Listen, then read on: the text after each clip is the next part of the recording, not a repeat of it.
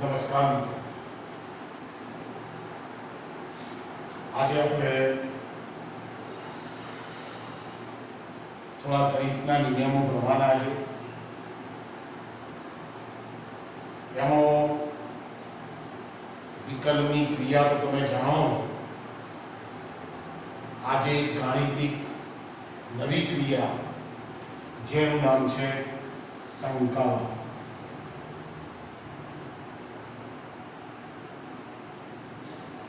મિત્રો, સંકલનના નિયમો થોડા આપું છું. એનો કેવી રીતે ઉપયોગ કરવાનો છે એની પણ પ્રાથમિક માહિતી આપો. મિત્રો, સંકલન નો આ સંકેત છે. સંકલન એટલે સૂક્ષ્મ ભૌતિક રાશિનો સરવાળો.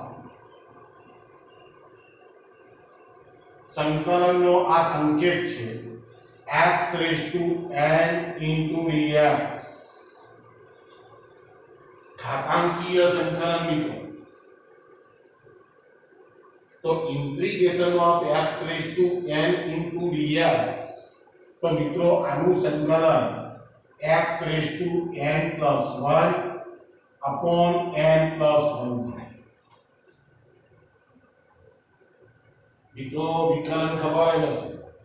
dy dx of x raised to n is equal to n x raised to n minus 1.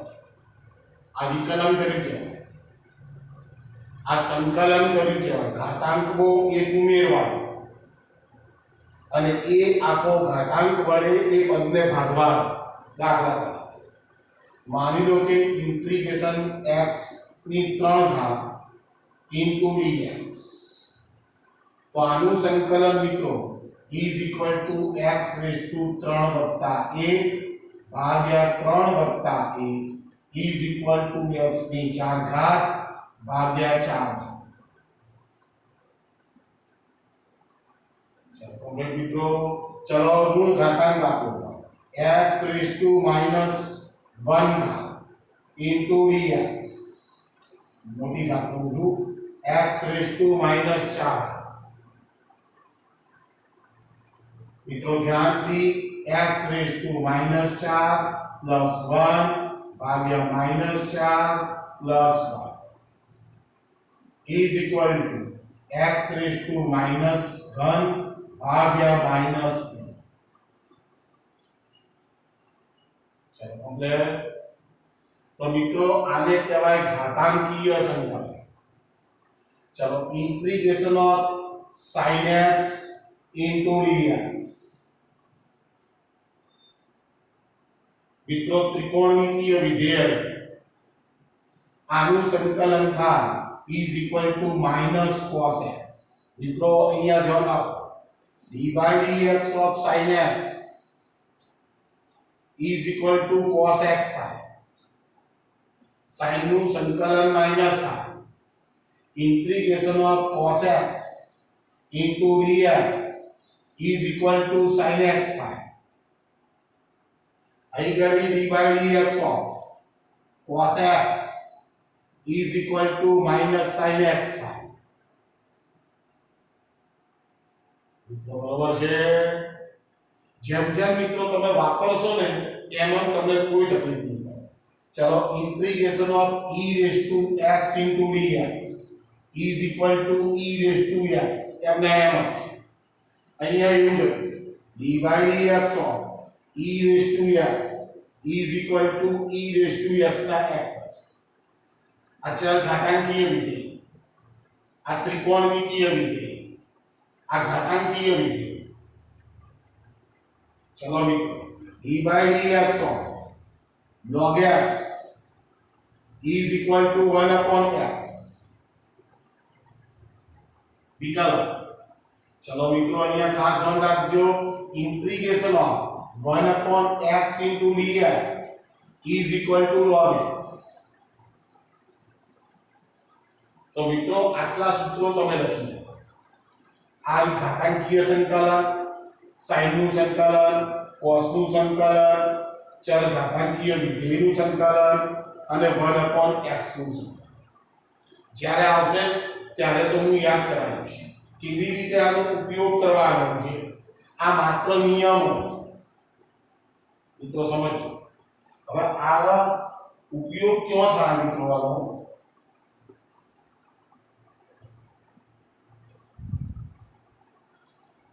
આનો ઉપયોગ ક્યાં થાય છે તો મિત્રો ધ્યાનથી સમજો માની લઈએ કે મને એક પદાર્થનું વેગ આપેલો મને એક પદાર્થનો માની લો કે વેગ આપેલો છે વેગ v ઇઝ ઇક્વલ ટુ વેગ આપેલો છે હવે એની સામે મને કોઈ સૂત્ર આપેલું હશે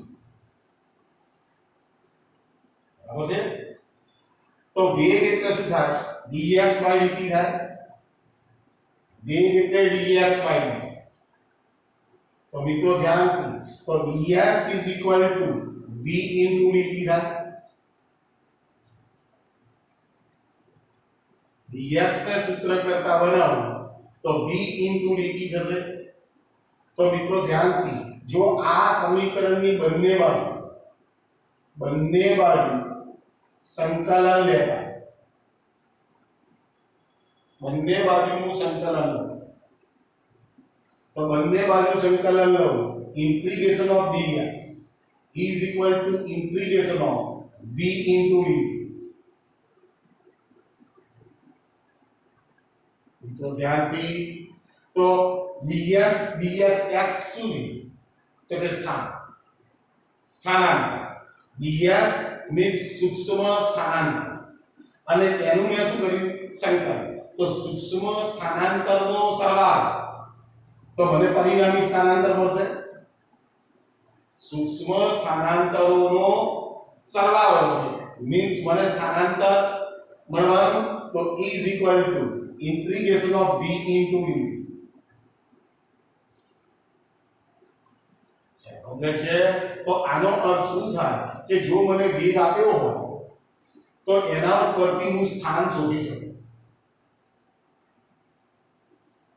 દાખલા તરીકે આઈ ગાડી આ પદ આવું આપેલું હોય 2t સ્ક્વેર પ્લસ 3t આવું કંઈક આપેલું માની તો તમે આઈ ગાડી મૂકવાના is equal to integration of 2t નો સ્ક્વેર પ્લસ 3t કૌંસની બહાર dt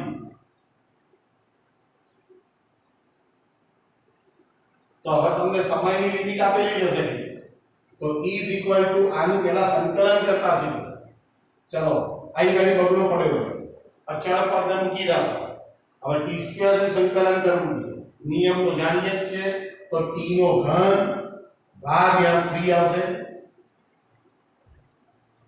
t નો ઘન ભાગ્યા 3 પ્લસ અહીંયા આવો આવશે 3m નો m t ના માથા ઉપર એક ઘાત છે t ના માથા ઉપર એક ઘાત છે એક ઉમેરવાનું એટલે t સ્ક્વેર બાય 2 तो મિત્રો આ સંકલન થઈ ગયું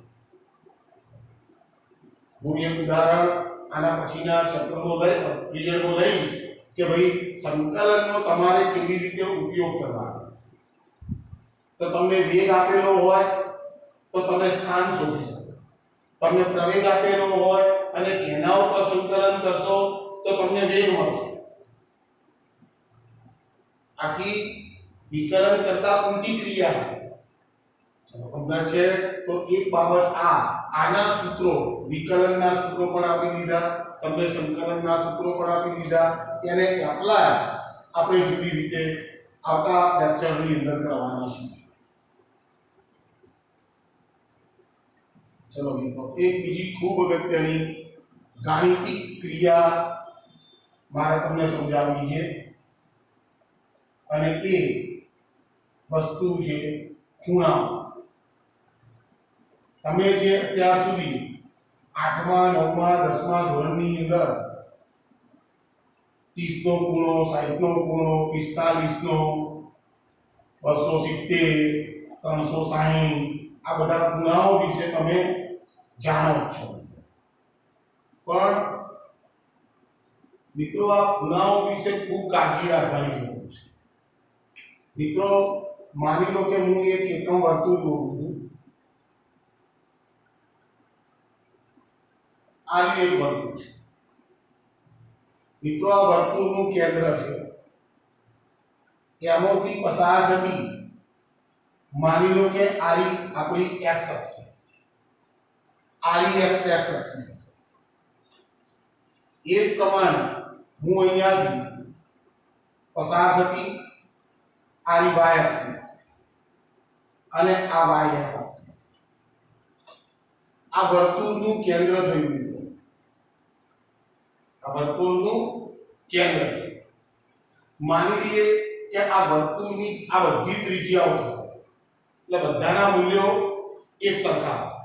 માની લઈએ કે આની ત્રિજ્યા હું 1 એકમ જેટલી લઉં, 1 એકમ જેટલી, અને માટે આ વર્તુળને એકમ વર્તુળ કહેવાય. આ વર્તુળનું નામ છે એકમ વર્તુળ. ચલો મિત્રો, કમ્પ્લીટ છે. હવે આ જે વર્તુળ છે એ વર્તુળના જુદા જુદા બિંદુઓ તમને બતાવું. માની લઈએ કે આ એક બિંદુ છે, બીજું એક આ બિંદુ છે, ત્રીજું આ બિંદુ છે અને ચોથું આ બિંદુ. મિત્રો, બધી ત્રિજ્યા તો સરખી જ હશે, બરાબર છે. હવે મિત્રો ખાસ ધ્યાન રાખજો. હવે હું આ બિંદુની જો વાત કરું તો આપેલું બિંદુ x અક્ષ ઉપર છે, આ બિંદુ છે એ x અક્ષ ઉપર છે. અહીંથી આટલું અંતર 1 એકમ જેટલું છે. તો આનો મારે યામ લખવો હોય તો આનો x યામ 1 થાય અને y યામ એનો 0 થશે. મિત્રો, 8મા 9મામાં તમે લખેલું હશે, પણ આ બરોબર હવે સમજી ગયા. હવે જો માની લો કે આ બિંદુ લઉં તો આ બિંદુ y એક્સિસ પર છે, પછી ધન y એક્સિસ પર. મિત્રો ધ્યાન દો, ધન y એક્સિસ પર છે એટલે આ બિંદુનો મને y યામ મળવાનો, x યામ તો 0 થઈ જવાનું. તો આ બિંદુના યામ તમે 0 અને 1 લખો. મિત્રો સમજજો. હવે આ બિંદુ x એક્સિસ ઉપર છે એટલે અહીં તો બધા ઋણ યામો હશે, પણ વર્તુળની ત્રિજ્યા તો બધે સરખી જ છે એટલે આને x યામ હશે. કેટલો હશે? -1 અને 0. ચલો મિત્રો, એ જ પ્રમાણે હવે આ બિંદુ y એક્સિસ ઉપર એટલે y યામ હશે x યામ 0 -1 થશે. મિત્રો, આવું તમે જાણતા જ છો, બરાબર છે? બરાબર ને? હવે મિત્રો બરોબર ધ્યાનથી આ ચિત્રને જોજો. અહીં ગાડી આ આપણું પહેલું ચરણ કહેવાય, આ બીજું ચરણ કહેવાય, આ ત્રીજું ચરણ કહેવાય અને આ ચોથું ચરણ કહેવાય. હવે માની લઈએ કે હું એક બિંદુ અહીંયા લઉં, વર્તુળના પરિઘ ઉપર એક બિંદુ અહીંયા લઉં, તો હું એવું બોલું કે આ બિંદુ સમતલમાં છે. મિત્રો ધ્યાનથી સમજજો, આ બિંદુ સમતલમાં કહેવાય. તો અહીંયાથી એક લંબ દોરું તો x યામ અહીંયા મળે, અહીંયાથી આમ લંબ દોરું y એક્સિસ ઉપર તો મને y યામ મળે. આનો અર્થ શું થયો કે આ બિંદુ જે તમે પસંદ કર્યું છે એને x યામ પણ હશે અને y યામ પણ હશે. મિત્રો, ચરણ પહેલું છે. જો ચરણ પહેલામાં તમે જે xy સમતલ કહો છો એની અંદર ધન x એક્સિસ છે, ધન y એક્સિસ છે, એનો અર્થ એ થાય આ બિંદુના બંને યામો ધન હશે. મિત્રો બરોબર સમજી જાઓ. આનો આ ચરણમાં કોઈ બિંદુ હોય તો એનો x યામ પણ ધન હોય અને y યામ પણ ધન. ચલો, આવું ના કોઈ બિંદુ હું અહીંયા વિચારું તો આ બિંદુ બીજા ચરણમાં કહેવાય. મિત્રો સમજ પડે ને તમને? આ બિંદુ બીજા છે. હવે એનો x યામ ઋણ હશે, એનો y યામ ધન હશે તો એનો અર્થ એ થયો કે કોઈ બિંદુ આ ચરણમાં હોય તો એના બંને યામો ધન ધન હશે, કોઈ બિંદુ આ ચરણમાં હોય તો એના યામો જે છે એ માઈનસ પ્લસ હશે, x યામ ઋણ હશે. કોણ આપશે મિત્રો? આ અક્ષો જોવાની તો અક્ષો પરથી તમને ખબર પડી જ જશે કે ક્યારે કયો યામ ધન હોય અને કયો યામ ઋણ હોય. ચલો કમ્પ્લીટ છે. ચલો આ ત્રીજું ચરણ. ત્રીજા ચરણમાં ઋણ x એક્સિસ ઋણ y એક્સિસ તો અહીંયા બંને યામો માઈનસ માઈનસ હશે. અને આ ચોથું ચરણ છે. ચોથા ચરણમાં ધન x એક્સિસ નો ઉપયોગ થશે, ઋણ y એક્સિસ નો ઉપયોગ થશે. એટલે આની અંદર કોઈ બિંદુ રહેલું હોય તો એના યામ પ્લસ માઈનસ હશે. મિત્રો સમજો. ચલો બરોબર છે. હવે મિત્રો ખાસ ધ્યાન રાખો કે તમે આ જે એકમ વર્તુળ છે એ એકમ વર્તુળના આ બિંદુના યામ તમે 1 અને 0 લખો. હવે જો ફિઝિક્સ બોલી મિત્રો ધ્યાન રાખો. માની લઈએ કે અહીં ગાડી આ જે બિંદુ હતું એ બિંદુને માન લો કે હું P બિંદુ કહી દઉં. બરાબર છે.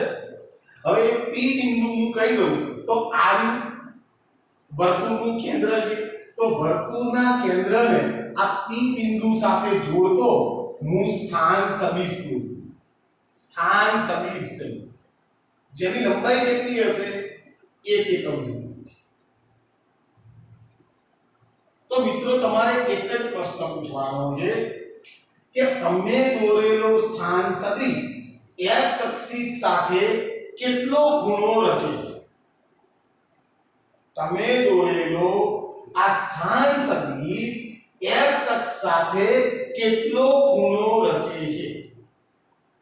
તો જવાબ છે 0, કારણ કે આ x એક્સિસ છે અને તેના ઉપરથી મેં આપણો સ્થાન સદિશ દોર્યો છે, એકબીજાને પેરેલલ છે. તો બંને વચ્ચેનો ખૂણો જે છે એ 0 થવાનો. મિત્રો ધ્યાનથી સમજો. હવે બંને વચ્ચેનો ખૂણો 0 થયો તો મિત્રો ધ્યાનથી સાંભળજો. ગણિતની અંદર જે તમે આ યામ લખો છો ને એ યામ ખરેખર કેવી રીતે નોંધવામાં આવે છે? તો એનો x યામ જે છે એ cos થીટા છે અને y યામ જે છે એ sin થીટા. મિત્રો ધ્યાનથી સમજો. આ એકમ વર્તુળના ગમે તે બિંદુ પાસે એના યામ કેટલા હોય તો cos થીટા અને sin થીટા એનું પાલન થાય છે. હવે મિત્રો ધ્યાન, તમે તો થીટાની કિંમત આ બિંદુ પાસે કેટલી છે તો કે 0 છે તો આના યામ આવા થશે cos 0 અને sin 0. આવા યામ થશે. તો મિત્રો આપણે જોઈએ છે કે cos 0 ની કિંમત 1 હોય અને sin 0 ની કિંમત 0 હોય. એવું તમને યાદ ના રહે તો મિત્રો એક વસ્તુ તો સ્પષ્ટ છે, આપેલું બિંદુ છે ક્યાં? તો કે x એક્સિસ ઉપર. તો x એક્સિસ ઉપર આપેલું બિંદુ હોય તો એને x યામ તો હોય.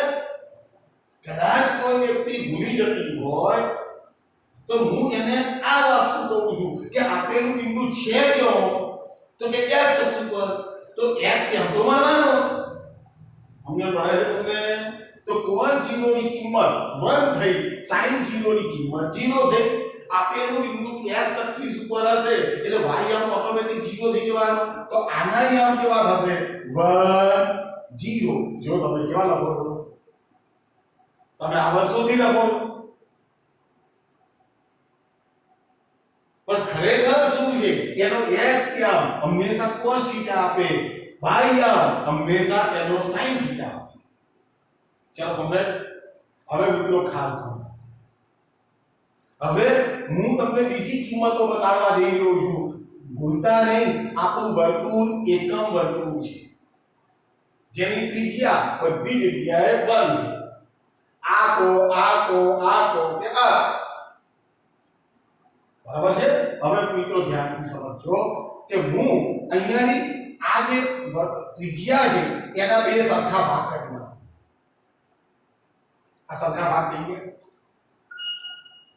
એટલે મિત્રો આ વર્તુળની ત્રિજ્યા કેટલી છે 1 એકમ છે તો આ બિંદુના યામ આ અડધો હશે એ પ્રમાણે આ બિંદુના યામ અડધો હશે અહીંથી આટલું અંતર 1/2 જેટલું હશે અહીંથી આટલું અંતર 1/2 જેટલું હશે ચલો કમ્પ્લીટ છે મિત્રો તો તમારે શું કરવાનું અહીંયાથી એક x અક્ષને સમાંતર લીટી દોરવી અને એક પ્રમાણે અહીંયાથી y અક્ષને એક સમાંતર લીટી દોરી નાખો મિત્રો ધ્યાનથી સમજજો હો ચલો ધ્યાન હવે હું શું કરું છું આ જે વર્તુળ છે એ વર્તુળને આના સાથે જોડી દઉં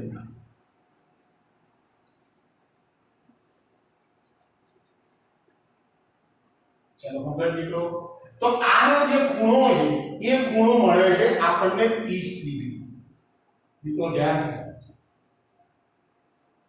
અહીંયાથી એક બીજો ખૂણો લઉં છું આનો બીજો ખૂણો લઉં છું આ ખૂણો છે આપણો 45 ડિગ્રી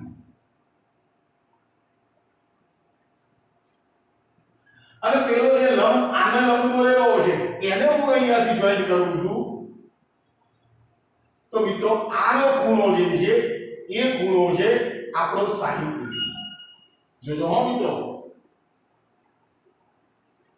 હવે મિત્રો શું કરું છું જરા ધ્યાન આ 30 ડિગ્રી વાળો સ્થાન સદિશ બધી ત્રિજ્યાઓ છે આ બધાનું માપ હશે કેટલું આ અહીંયાથી આ વર્તુળનો પરિઘ બરાબર અહીંયાથી આમ દોરો અહીંયાથી આમ દોરો અહીંયાથી આમ દોરો વર્તુળની તો ત્રિજ્યાઓ થવાની બધી એક એકમ જ થવાની હવે જોજો હવે અહીંયા આ જે 30 ડિગ્રી વાળો ખૂણો છે એને હું અહીંયા લંબ દોરી નાખું આ 45 ડિગ્રી વાળો જે ખૂણો છે એને અહીં લંબ દોરી નાખું મિત્રો બરોબર ધ્યાનથી સમજો અહીં ગાડી 1/2 તો મેં અડધું લીધેલું છે અહીં ગાડી લખી નાખો 1/2 અને અહીંયા લખી નાખો √3/2 જો હવે આ જે 45 વાળો જે છે એ 45 વાળો ત્રિજ્યા આ રહી છે અહીંયાથી એને એક ગાડી લંબ દોરી નાખો અને એ જ પ્રમાણે અહીંયા એક લંબ દોરી નાખો સાઈડ વાળા એટલે અહીં ગાડી થશે આ 1/2 અહીંયા થશે √3/2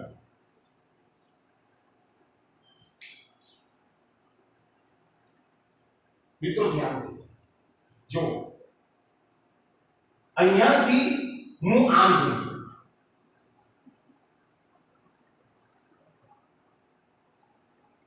મિત્રો ધ્યાનથી સમજો આખી ત્રિજ્યાનું માપ 1 એકમ બરાબર સમજો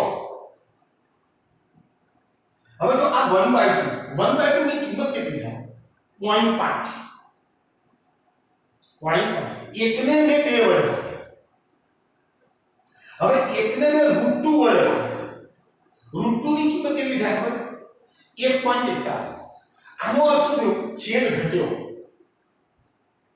છેદ ઘટાડ્યો તો આ કિંમત 1/3 કરતા તો મોટી જશે 0.5 કરતા તો મોટી જશે એટલે જેમ જેમ આમ જવું છું એમ એમ કિંમતો વધતી બંધ થઈ જશે એ પ્રમાણે અહીં જોજો 1/2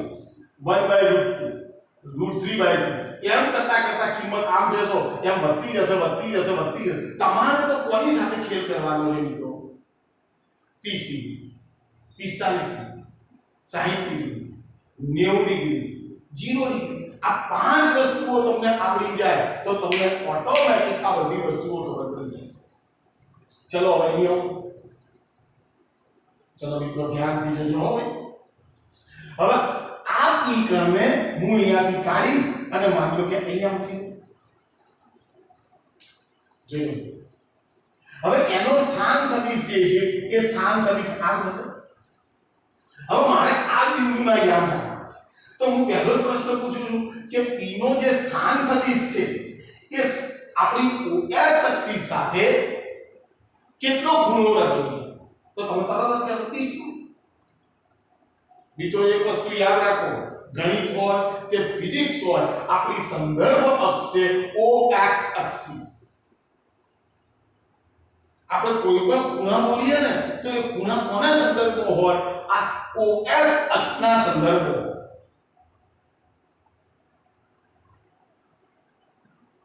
ચલો ખબર છે મિત્રો?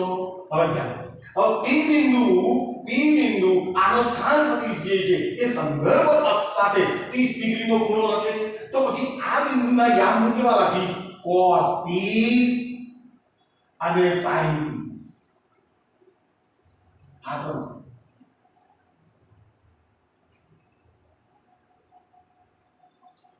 cos 30 અને sin 30। હવે આપણને એક વસ્તુ ખબર પડી ગઈ છે કે cos એટલે કોણ? x એક્સિસ, sin એટલે કોણ? y axis. cos એટલે x યા, sin એટલે y। હવે તમે 30 નો ખૂણો લો, 30 નો ખૂણો તો 30 નો ખૂણો તો 45 60 90 કરતા તો ઘણો બધો નાનો છે 30 નો ખૂણો। તો 30 ના ખૂણા ઉપરથી અહીંયા લંબ દોરવામાં આવે તો આ જે લંબ છે એ લંબ આ બિંદુની ખૂબ નજીક આવે। મિત્રો ધ્યાનથી સમજજો, આ બિંદુની ખૂબ નજીક આવે, નજીક આવવાનું એટલે આંખો બંધ કરી તમારે આના યામ લખી નાખવાના √3/2। ચલો આગળ 30 નો ખૂણો લીધેલો છે એટલે અહીં તો હદ વચ્ચે આવી જવાના એટલે 1/2। મિત્રો બરોબર ધ્યાનથી સમજી લેજો, આપણને વર્તુળ ફરતી દેખાવું જોઈએ। 30 નો ખૂણો લીધો, માન લો કે આ વર્તુળ છે, 30 નો ખૂણો લઈ તો 30 નો ખૂણો હું દોરી તો 30 નો ખૂણો તો x અક્ષને ઘણી બધી નજીકમાં હશે। હવે એના ઉપરથી હું થોડો દોરી લંબ દોરી તો x અક્ષ પાસે ખૂબ છેડા પાસે આવશે, છેડા પાસે આવશે એનો અર્થ શું જો એની કિંમત √3/2 હોય। અને પેલું કો આવશે y એક્સિસ ઉપર લગભગ મધ્યમો આવી જશે, લગભગ નહીં મધ્યમો જ આવે એટલે એની કિંમત લખી નાખવાની 1/2। તો cos 30 ની કિંમત √3/2 થાય અને sin 30 ની કિંમત 1/2 થાય। ચલો આને તો તૈયાર કરવાનો છે કે cos આના આ P બિંદુ હવે અહીંયા Q બિંદુ લઉં તો એનો સ્થાન સદિશ આવો થશે એ 45 નો ખૂણો છે। તો અહીં ગઈ તમે લખો છો cos 45 અને sin 45। अब 45 નો ખૂણો વધારે ગમે કારણ કે એની કિંમત જે છે એ કિંમત અહીંયા છે 1/√2, અહીંયા જો 1/√2, x યા 1/√2 તો આની કિંમત થશે 1/√2 અને આની કિંમત પણ થશે 1/√2। આમાં તો ભૂલ પડવાની શક્યતા લગભગ નથી છોકરા। હવે જો હવે માની લો કે આ P Q અને માની લો કે એક આ બિંદુ અહીંયા, મિત્રો ધ્યાનથી સમજજો હો, આ બિંદુ અહીંયા, હવે આ બિંદુ તમે અહીંયા લેશો એટલે સાઈડ નો ખૂણો થયો, હવે એ ખૂણો તો ઘણો બધો ઊંચો આવે એટલે આના નામ થશે cos 60 અને sin 60। મિત્રો ધ્યાનથી સમજો, હવે તમે જેવા ખૂબ ઊંચા જશો તોથી થોડો દોરશો એટલે x અક્ષ પર લગભગ મધ્યમ આવી જશે એટલે આનો યામ થશે 1/2। y અમારે લખવો છે તો ખૂણો તો ઘણો બધો મોટો લીધો છે તો તોથી y અક્ષ ઉપર તમે લંબ દોરશો એટલે ખૂબ ઊંચો આવવાનો એટલે આ બિંદુની નજીક આવે। મિત્રો ધ્યાનથી સમજો, આ બિંદુની નજીક આવવાનું √3/2। મિત્રો તમને જો એકમ વર્તુળ દેખાશે ને તો તમને ખૂબ મજા આવી જશે। કોઈ દિવસ તમારે કોઈ કિંમત તૈયાર કરવી પડશે નહીં, કોઈ કિંમત। ચલો ખબર છે? હવે મિત્રો માની લો કે P Q R S આ બિંદુ છે, આ બિંદુ વિચારી તો એનો સ્થાન સદિશ જે છે એ સ્થાન સદિશ આમાં આવશે। OX અક્ષ સાથે રચેલો ખૂણો 90 થવાનો। હવે તો આ આગળનો તો ખૂણો થવાનો 90 નો મિત્રો બરોબર ધ્યાનથી સમજો આ બિંદુ લેવું તો એનો સ્થાન સદિશ છે OX અક્ષ સાથે 90 ડિગ્રીનો ખૂણો રચો તો આના નામ કેવા થાય આના નામ cos 90 અને sin 90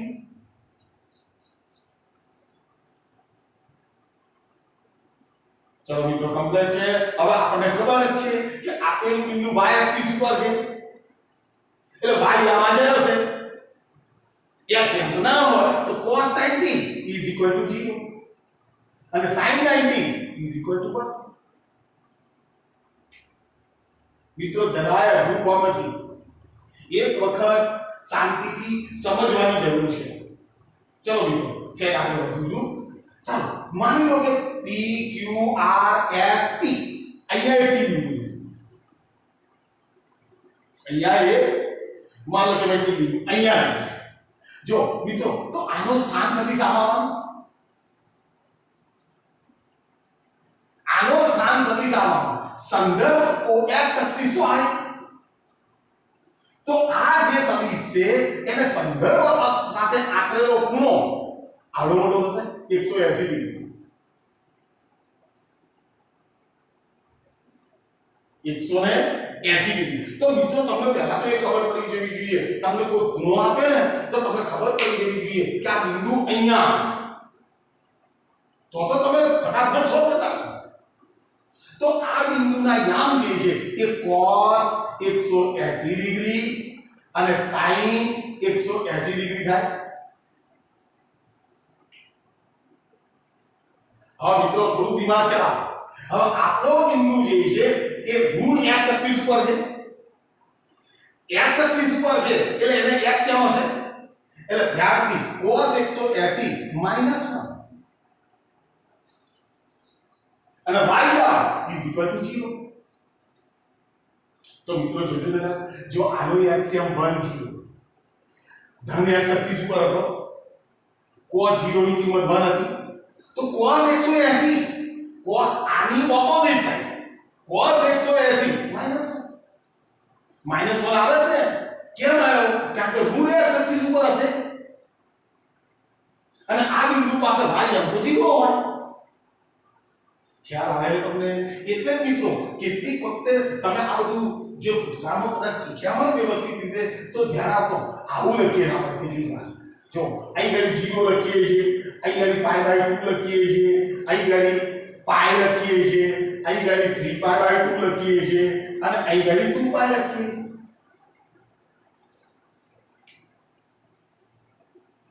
મિત્રો ધ્યાન 2π radian is equal to 360 degree મિત્રો ધ્યાનથી 2π રેડિયન is અહીંથી બોડી આખું ચક્ર તમે ફરો આખું વર્તુળ ફરી અને તમે અહીં પાછા આવો તો ખૂણો કેટલો થાય 360 degree is equal to 2π radian चलो મિત્રો એ પ્રમાણે જો pi radian is equal to 180 degree બે વડે ભાગી નાખ્યા જો આ પગલાને છેદમાં લઈ લો તો પાઈ રેડિયન બરાબર 180 ડિગ્રી થાય હજી બે વડે ભાગો તો આવે π/2 તો 90 ડિગ્રી મિત્રો ધ્યાનથી એક વખત સમજવાની જરૂર છે પણ કોઈ છોકરો મને એમ કહે કે સાહેબ મારે આવી કિંમત જોઈએ જોજો મિત્રો જોજો cos 120 થી તો મારે કેવી રીતે જોવું cos 120 ડિગ્રીની કિંમત મારે નક્કી કરવી છે તો મારે કેવી રીતે નક્કી કરવી તો મિત્રો બિલકુલ સારું હવે પહેલા એ નક્કી કરી નાખો કે 120 ડિગ્રી એ કયા ચરણમાં એ નક્કી કરી નાખો તો તમને આવડી જશે cos 120 ડિગ્રી એ કયા ચરણમાં હોય જો આ 0 આ 90 આ 180 120 ઉભા ક્યાં છે એનો અર્થ એ થઈ ગયો કે આની કિંમત બીજા ચરણનો છે અને કોની શોધવાનું કહે છે cos cos એટલે કોણ x એટલે એક વસ્તુ નક્કી કે આની કિંમત ઋણ જ હોવી જોઈએ આ તમને ખબર પડવી જોઈએ cos 120 ની કિંમત ઋણ જ આવે કેમ ઋણ આવે કારણ કે હું બીજા ચરણમાં જવાનું હવે બીજા ચરણમાં x અક્ષ તો x અક્ષ છે અમર પડે તમને એટલે એની કિંમત ઋણ આવે હવે કેવી રીતે આવે છે તો હું શું કર્યું આ cos 120 આપ્યા છે એના બે ભાગ પડશે 90 + 30 પડશે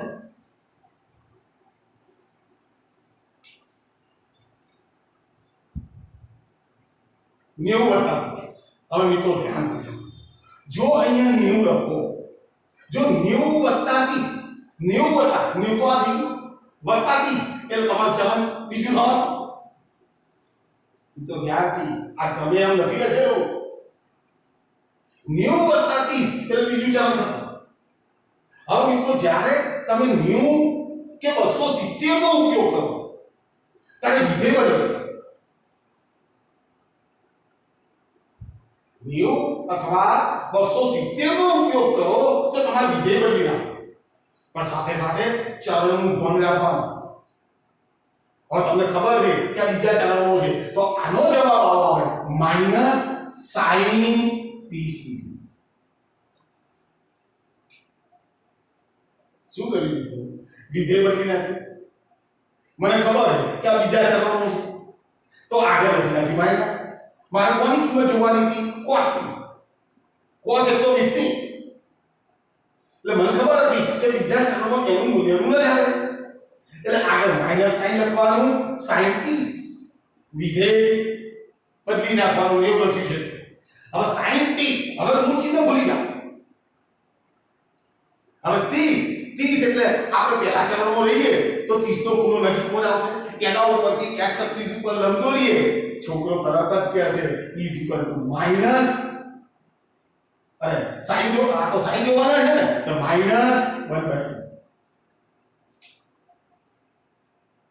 sin જોવાના 30 એટલે અહીંયા આવશે આ તો પણ cos આવશે ને માં તો શું જોવાનું હતું sin તો અહીંથી અડધો જોઈશું એટલે 1/2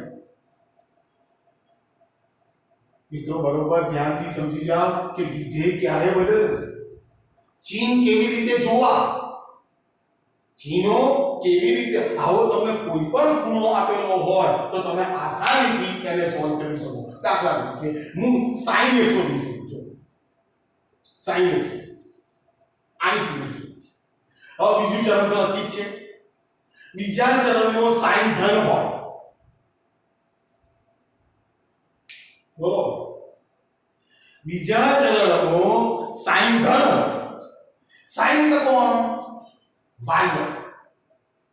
તો બીજા ચરણમાં આ y નામ આપનારી અક્ષ કઈ છે ધન y એક્સિસ તો તમે શું કરશો sin 90 + 30 આવું કરશો વિધેય બદલી જવાનું 90 + 30 કર્યા એટલે sin અને સોરી cos 30 ડિગ્રી કિંમત પ્લસ આવશે હવે cos 30 ની કિંમત જોઈએ છે તમારે cos એટલે x એમ થયો x એમ પહેલા ચરણની અંદર 30 નો ખૂણો લંબ દોરશો √3/2 √3/2 મિત્રો ખૂબ અગત્યની વાતો છે આની પાછળ આને કહેવાય એકમ વર્તુળ બીજી વસ્તુ મિત્રો કહ્યું તમને કે જો મેં એકમ વર્તુળ લીધું છે એટલે આના યામ કેવા લખ્યું cos θ અને sin મિત્રો ફિઝિક્સ સાથે આને શું નાતો એ બતાવું મિત્રો ધ્યાન કોઈ પણ એકમ વર્તુળનો કોઈ પણ બિંદુના યામ cos θ અને sin θ થાય આપણે આ બધી ચર્ચા કરી તો તમે મને પૂછો કે સાહેબ એકમ વર્તુળ ના આપેલું હોય એકમ વર્તુળ ના આપેલું હોય ત્રિજ્યા એક એકમ ના આપેલું હોય અને r ત્રિજ્યા આપ્યું હોય તો મિત્રો ધ્યાનથી સાંભળજો આનો જવાબ આવે r cos θ અને r sin θ તો ત્રિજ્યા વડે તમારે જો અહીંયા ત્રિજ્યા છે પણ દેખાતી નથી કારણ કે આની કિંમત કેટલી લીધી તમે 1. ખરેખર સાચું શું છે? r cos θ અને r sin θ. આ એકમ વર્તુળો માટેની કિંમતો છે. જો તમે આ ત્રિજ્યા વાળું વર્તુળ લો તો આ બધા યામો સાથે તમારે ત્રિજ્યા વડે એને મલ્ટીપ્લાય કરવી પડે. અને મિત્રો તમે ધ્યાનથી જુઓ, r cos θ અને r sin θ યાદ આવે? r cos θ સદિશ r નો સ્થાન સદિશ r નો x દિશામાંનો ઘટક